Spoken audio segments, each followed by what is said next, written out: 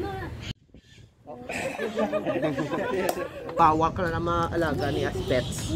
Gaano siya ready? So kasi mo tuklaw na sa. Ito ba? Si Godzilla na. Si Godzilla. Mayeli.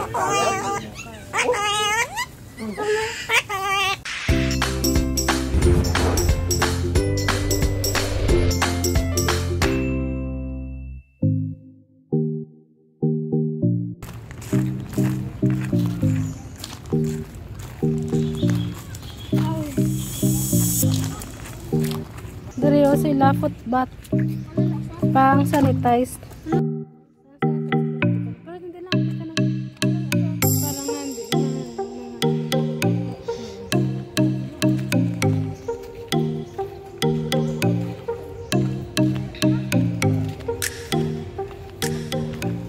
Tsura.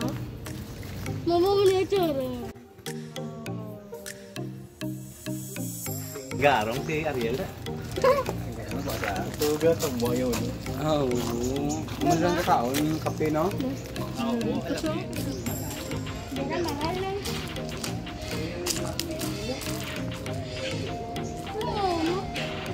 Ano na? Tularik. Si Tularik.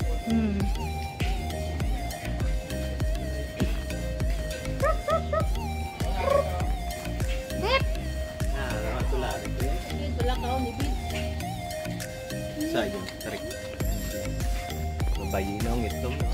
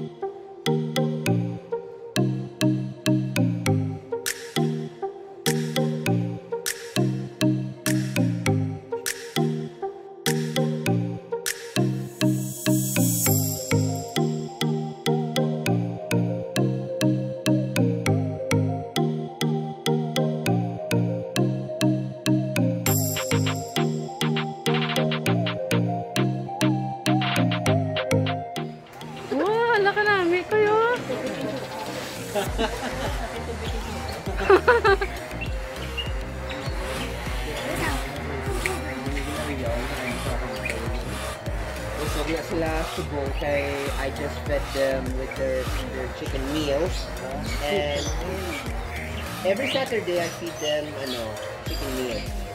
That's 5 live. Okay, next day ang mga niyato niya mga small owl today. Next pop owl. Owl? Why is it? TikTok. Then? Ayaw mo. So, ang mga kungkauli, ang muling pinaka-smallest in the world. They're no bigger than Kuya ka sa out ko yung a large bone. Kaso? Tag, ang muni ang mga Oo, nasa.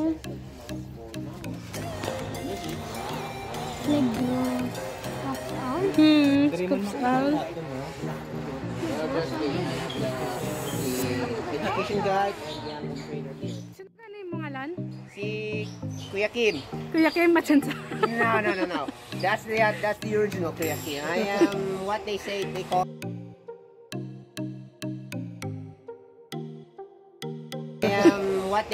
call me the Kuya Kim of Negros. Was nga na bad? Wild duck po na yan. Wala kang mga cute siyang kuluro na, no? Ano Magiling na panta, no? Magiling na panta, no? Ano ito? Ay, natuto. Hindi makaga ko, wala. Ay, nakatakas niya yung videoan niya na. Ano yung fake ko nila.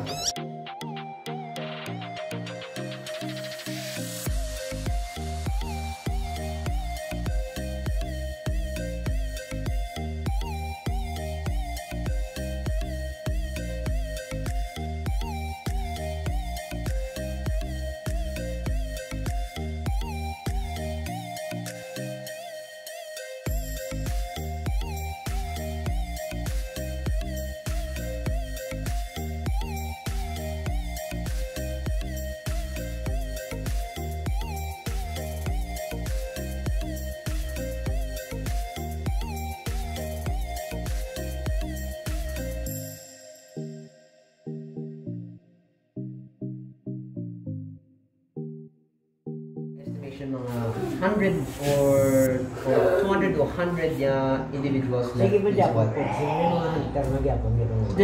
The poaching is still occurring, even though there's a law. Hunting. Ay, isa o, kanami o. Look at this! I found something. So what I'm holding here, this is a female. How do I know? Because if I gently split her upside down, kung flat, and short ang ikog, bae. Pero kung lalaki, concave na siya, do basically may hollow spot na dala siya, do ga shallow man yun. Ay, okay. Ang purpose yun na, kung ma-mate siya, di siya ga position. Kaya ang ikog sa lalaki, mas laba. So, may mga circle, may mga buo, diba naman sa shell? actually, aamunin ko sa mga sa mga ginahigtan sa mga hunters, sa mga captures para ibiligya nila. What they don't know is that the shell of the turtle is actually made of bone. This is an outer layer of the bone. That yes, turtles can feel things in a shell. This is actually called a plastron. Why? Because nagtago siya, ang lower shell yung video, so sa plastron, nag-close na siya, oh. It basically Ay, oo, closes. nag-ano. Close na siya. Unlike sa mga iba niya mga turtles, like ang tortoises, ang nila strategy is to tuck in lang. Pero sila they tuck and close. Para so that kung ako ang predator, for example, if I was this crazy person, one who is so desperately hungry, Pare, sa mayaw, nagwangin sa kamaran. Ako laki yan. Kuya, rin na kuya. Rodero nan.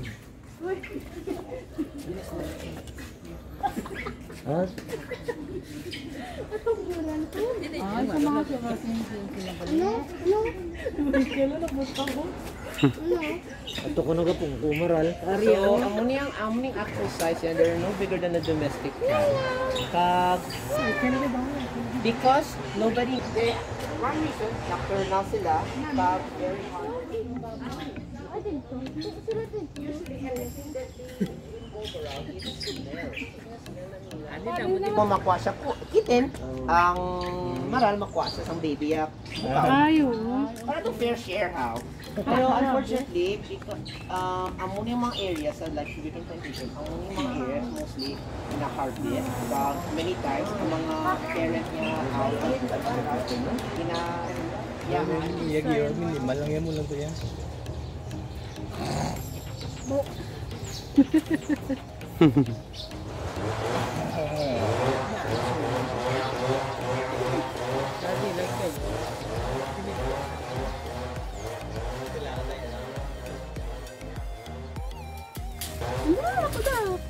Lala. Hindi man. Actually, tamad na siya Sila magdalagan. Oh yeah, she can run fast. She's actually used to that's how I take a picture of her and make some films. So yeah. Ito, laki na sana eh. Hello, man. You know what? This one here, si Honeybee yung pangalan niya. You can see why. Black and yellow. Oh, careful lang, move your toes na kay Basi. Yan na. Hindi ka mag-move, hindi mag-move. No. Move ka lang kay Basi. Nibol yan na ang imo toes. Okay. May sa may mga bangkel sa No, but she has grooved teeth. And her teeth has venom in it. Okay. Pero ang kamandag nila, hindi as potent as sa manog. Sang komodo. Very different, yes. Pamilya na yung komodo dragon. Kasi na nila.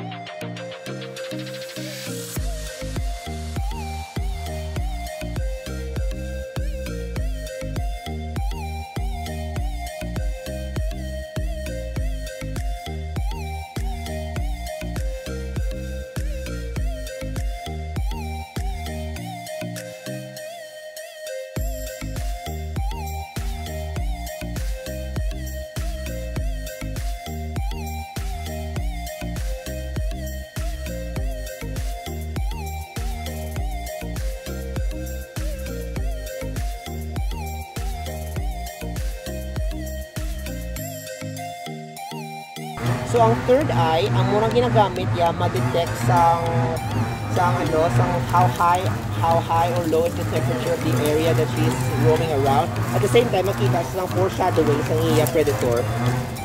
Like mga eagles, kag mga buzzards, which are birds of prey. Ayos no. Ngayon kay... So the venom of the monitor is found right here on this lower jaw. So, but unlike a snake, which they have a special muscle to... Actually, ang pinaka namin sa mga sanghalo is that they're very intelligent. They're so intelligent, they can recognize their particular person's scent and even their presence.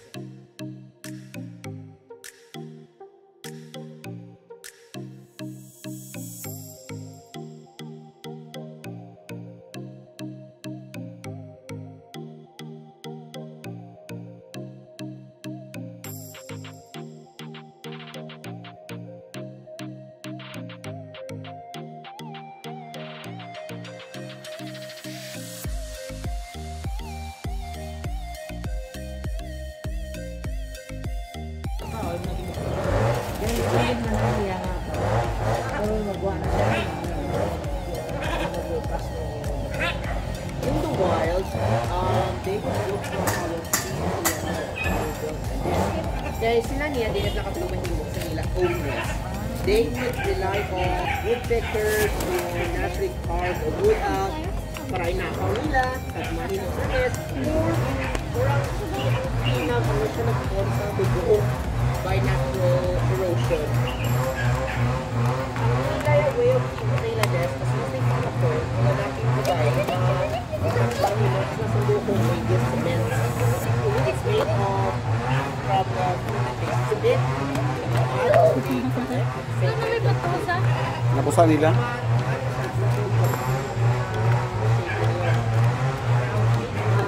Ano ang isip? Nagata ko itong bukor na Pero ang purpose ng lady sa may kumamatay sa nasisilod. So she's relying heavily on the pagdala ng bawal sa iya while she's doing the household chores. So, they would always share the bigger household like this wife or the bawal chores mana tatay magbuwak magbuwak living Siguro mo po yung ano. and Hindi na as buka they yan. successfully raise the chick, they will use the same nest and they will take the egg until they Totoo, develop. totoo. So these are boundless birds and the pair with one individual for life. Ano yung bato? Habit niya na. He's like a dog that likes to chew on a bone.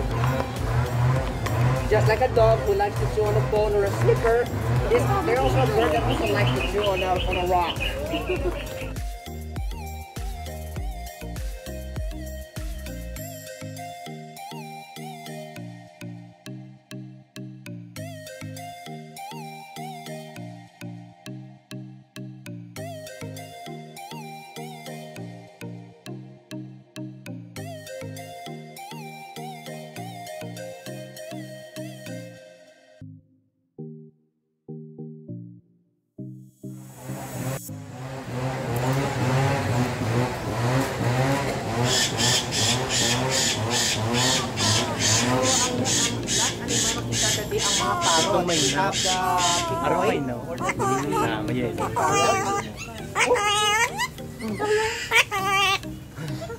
I did not hear that. Nagkalang. Babunang. Because looks like someone is listening. May kinala ka siguro. Hoy, bas may kilala ka din. No. Wow. Kasi kilala, ito ka po isang kamay ka magkadto ka din. Oh, look. Tuwi-tuwi mo ba siya? Ba, tuwi-tuwi pa. Hello? Double or nothing? Double or nothing? Honestly, a lot of the visitors would ask me, do they eat all? I don't know. But this is new. It seems that it's normally teaching a parrot how to talk, it takes time. But this is actually the first time a parrot could actually self-talk itself. No. And then ari ang ato niya, where is yung kakatu? Ari ka po kato.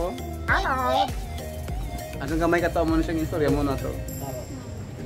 The Philippine cockatoo, it was once found throughout the Philippines, but they became extinct in some of those regions because of major deforestation, overcollection for the international bird trade. Sadly, yung state na sa Negros, although sa Mindanao, pag sa Luzon. But the last place makita mo yung sila is in the island of Palawan, kag sa Philippines Islands.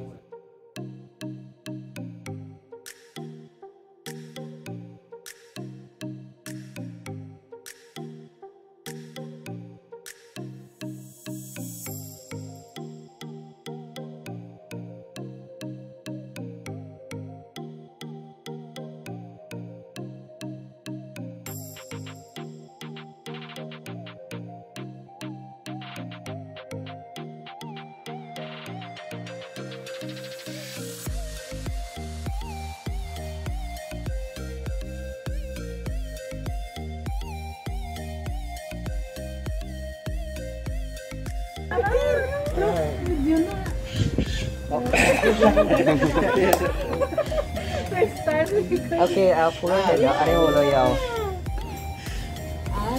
So that's her head though. Nago siya. The only time she bites is when she's hungry. And I feed this girl every 2 weeks. Usually a large size rat or a guinea pig. If rats and guinea pigs are not available, I feed her 3 jumbo-sized mouse. Jumbo-sized mouse, which are very big. They can live up to 45 years. Oh. Wow.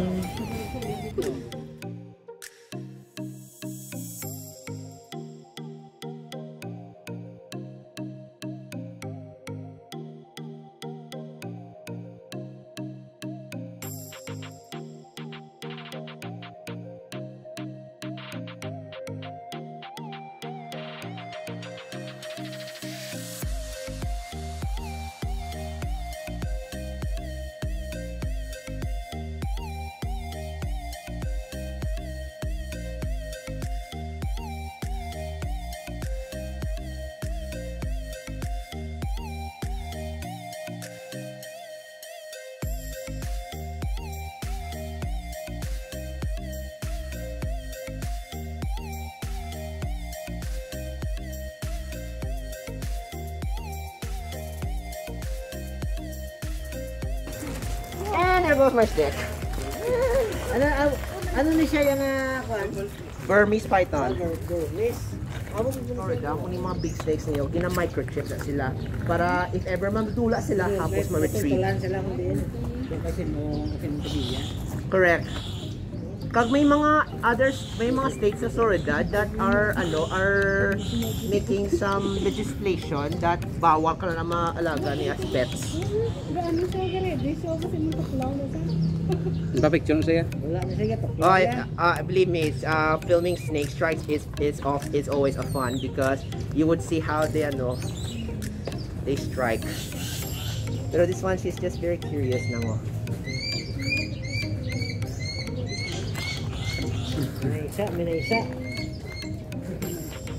So this girl, her name is Haima. Haima is a Burmese name meaning forest. This girl happens to be my 2020 New Year gift from my director. Yes.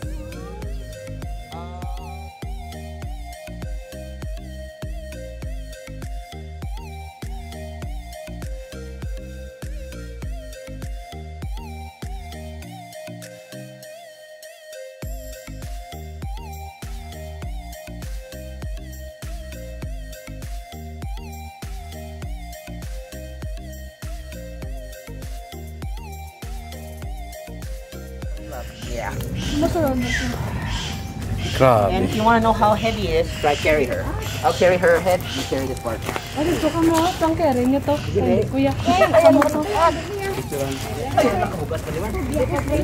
Sobya ka Alam ko. Bugas gali. Ini jangan. Picture ito. CF60 kilos. Very heavy. Like, probably 265 because she just ate a chicken 3 weeks ago. Ang baho. Ang baho ito man.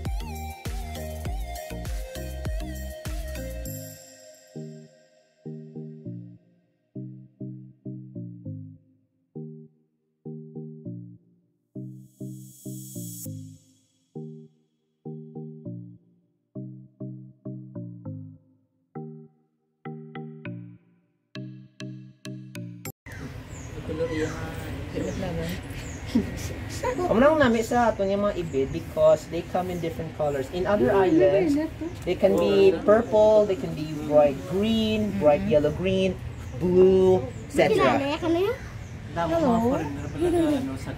Oh yes. In fact, ang Philippine sailfin sa in captivity in the Europe and America, they're extremely rare because back in the day, when the exportation of the Philippine sailfin species was banned, they're now breeding Indonesian species. Unfortunately, at that time, wala nakabalo anong difference. So they often crossbreed ang Indonesian kag ang Philippine and potential Philippine species.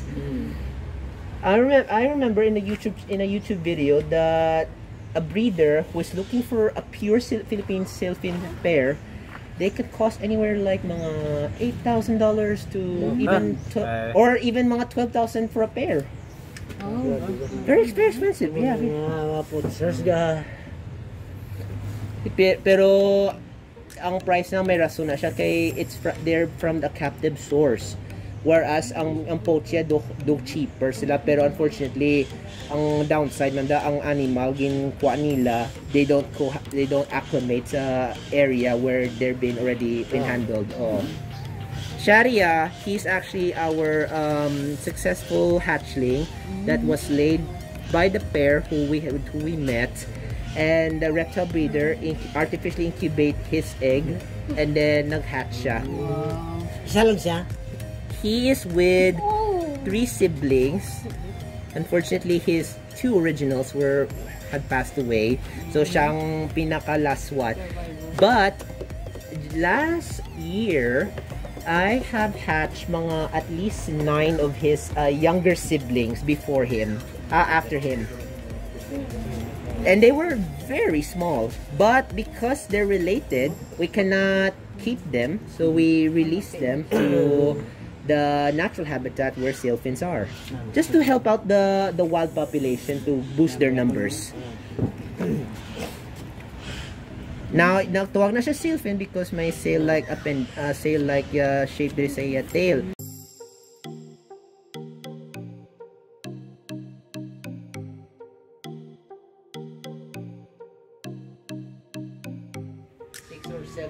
Para wala na balo. Bata ka pa. Bata ka pa. Mga 10 years old ko at that time niya, nagkadto ko diriya. Pero I never thought niya na ito sa mga kapit.